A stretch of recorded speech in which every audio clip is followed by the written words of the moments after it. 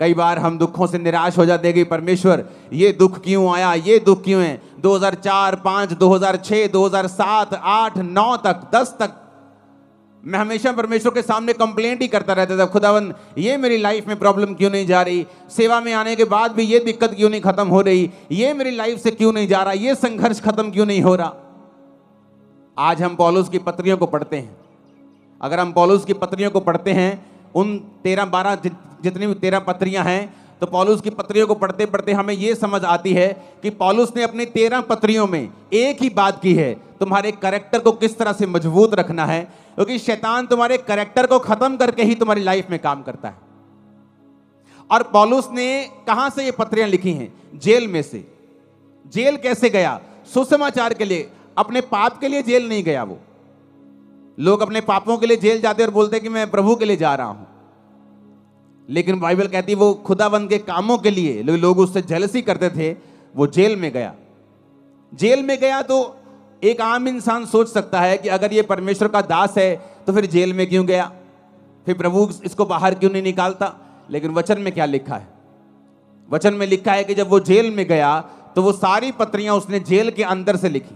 प्रभु को मालूम था पतरस की इतनी पत्रियां क्यों नहीं, क्यों मैं बताता हूं, क्योंकि पतरस बाहर से विकाई में था और हर टाइम बिजी रहता था, कभी वहां कभी वहां कभी वहां मीटिंग है, कभी वो विश्वासियों के पास, कभी उस कलीसिया के पास।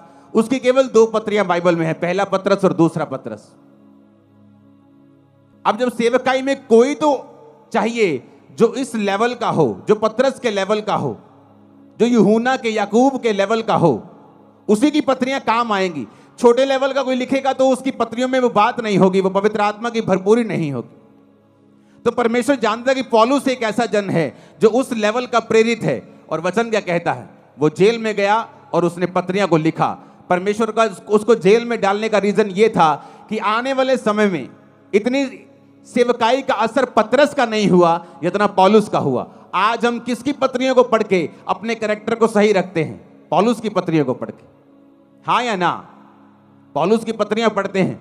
आप तीमुथियुस पढ़ो, जहां उसने लिखा है अपने स्पिरिचुअल सन को, उसने कहा मैं अपने आत्मिक पुत्र तीमुथियुस को लिखता हूं, ये करना है, ये करना है, ये करना है। दूसरा तीमुथियुस कैरेक्टर के बारे में, कुलस्सियों कैरेक्टर के बारे में, थिस्सलुनीकियों कैरेक्टर के बारे में, तीतुस की पत्री, फिलेमोन की पत्री। अगर आप इन पत्रियों को पढ़ेंगे आपको कैरेक्टर नजर आएगा कि पौलुस ने कैरेक्टर के विषय में बहुत सी बातें की हैं। हालेलुया। लेकिन कैसे की? बाइबल कहती है हर एक चीज मिलकर भलाई को पैदा करती है जो प्रभु यीशु से प्यार करते हैं। उसने अपने आप को पवित्र रखा, फास्टिंग में रखा, प्रेयर में रखा और जेल से पत्रियां लिखी जो आज तक हम पढ़ के आशीष पा रहे हैं। अपने हाथों को उठाओ, बोलो हर एक दुख के लिए जो खुदा की मर्जी से आया, मैं खुदा का थैंक्स करता हूं। ऊंची आवाज में बात करो, थैंक्स करो ऊंची आवाज में।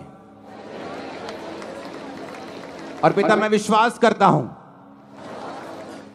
कि आप कुछ बड़ा करेंगे उन्हीं दुखों के बीच से, यीशु के नाम में।